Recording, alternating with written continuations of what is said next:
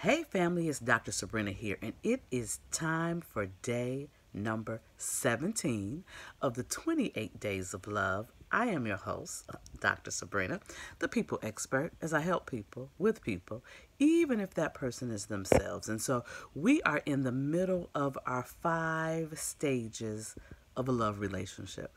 And so the first stage was passion. That's when we have that deadly addictive chemical cocktail that happens that makes us a little cray cray when we first really fall in love with someone or we first get that massive attraction to someone.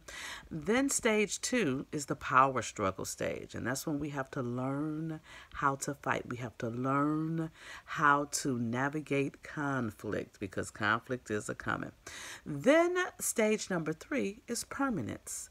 You really have locked into being understanding that this person has some flaws, still working through how to get back and forth through the power stage, but then you also are able to go back to that good feeling in the passion stage. But you do it with a level of maturity. You do it where you're not crazy. You make a choice to do it. And then today, stage number 4 is the pledge stage.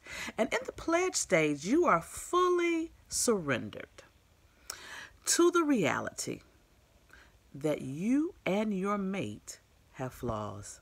That you're not perfect, that you got some issues, that you got some problems, and you are fully locked into you gonna ride or die with this person. You know all the things that's going on with them. You know their strengths, you know their weaknesses, but you are going to stick and stay. You are going to make the pledge that we are in this thing together. We are fully committed to making this thing work. You have learned just everything there is to know about the person, because remember, in the permanent stage, you begin to learn the intimacy, the into me see. You have allowed this person into you, to see you, and not just that physical intimacy. I talked the other day about getting naked, and so getting naked is not just getting naked physically. It's about being able to get naked with your spirit, with your character, with your truth, with your fears, with your dreams, with your vision, with your goals. You can be totally who you are. And so you've learned that about each other. You've given that freely of yourself, and you know how to receive it from the other person. You do not need the other person. You can say this to the other person: I don't need you. I'm a full, whole person. I bring a table all by myself. But I want you, and I choose you. Isn't that a great space to be in, where you know you don't need the person, but you want the person? You don't need to have them, but you choose to have them.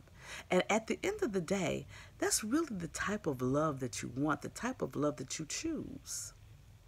That you have made the decision that I really want to be with this person. I don't need to, but I want to. And I'm going to do the work that's necessary to make it work. I'm going to do the activities, the learning, the spending the time, the compromising, all of that to make the relationship work. You are also open with your emotions. You're open with your dreams. You're open to the other person. So you're walking into this situation, this pledge, this commitment, this level of commitment with your eyes wide open. You have the information. You're not being tricked. You're not tricking. There's trust there because you are trustworthy, and then you are giving trust and you're receiving trust. So you are walking in wide open. You know exactly what you're getting. Because I always say, when you know what you're working with, you know how to work it. You communicate clearly, openly, honestly, with clarity.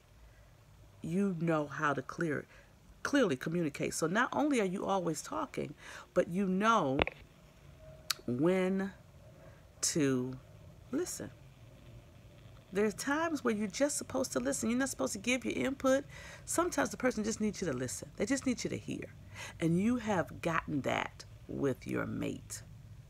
The clear communication, the totality of communication. And you understand that there is a unique blend of love, belonging, fun, power, and freedom in this relationship. You feel love, you give love. You have a belonging. You feel like you belong to something and someone. You know how to have fun. Oh, yes, that person brings you joy. You laugh together. You have those little things that are funny to you that may not be funny to anybody else, but it's funny to the both of you, and that is healthy. That is good. And then there's a sense of power. You feel a sense of strength and stability with this person and freedom. You feel the ability to be free, to be all that who you are. And so when I think about this stage, I think about my favorite movie and one of my favorite love stories, and you're probably not going to believe this, but one of my favorite love stories is Bonnie and Clyde. Yeah, they was doing stuff they ain't had no business, but they were down for each other. They were ride or die. They were in it to win it for each other. And they did little things that they knew the other person really, really liked. So are you really trying to bring joy to the other person? When you're in this stage, not only do you seek to bring joy, you have the ability to bring joy because you have the information. You know what your partner wants. They're not expecting you just to understand, and they have told you what they want. But now there's some drawbacks to this stage. Some drawbacks, possible drawbacks. One, you may get locked in and feel that all the work is done, that you don't have to do no more work. You know everything. But that is a drawback because the one thing that's going to continue to change is each other. Life brings about a change. Experiences bring about a change. When we go through situations, it brings about a change. So we have to be open to learning the nuances and the new things that occur in our mates so that we can still make this relationship work. You also figure out in this stage what you're going to do together to impact the world. What things can you do together to make a change in the world? At this stage, you are fully ready to actually be committed. At this stage is when you're really ready to get married, to really ready to jump into a full commitment to the other person because you've gone through the passion and the crazy.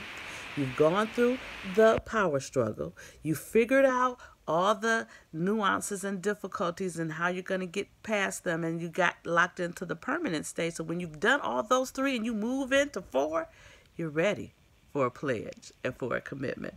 And so I always say that when you're dating to collect data. So in the dating stage, I always say that I'm dating intently. I'm dating with the intent. So I'm intending to find out all I can about the person. So even if you're married, you may still have to do some data collecting and be open to the data collecting. I'm reminded of one of my other mothers, and God rest her soul, Dr. Marjorie Harris, and she taught me so much about love. She said that she knew how to keep a happy marriage, that you have to keep your man well fed and well loved. In the physical sense, if you know what I mean. And so she also shared the power struggles and the difficulties that they went through and how they were able to get over them. And that it was a choice, it was a decision. And so as you're moving through your love relationship, what are the choices that you're making? What are the decisions that you're making? What are the agreements that you're making? And what is the pledge that you're making? So that is day number 17. We will be back with the final stage of the 5 stages of a love relationship tomorrow.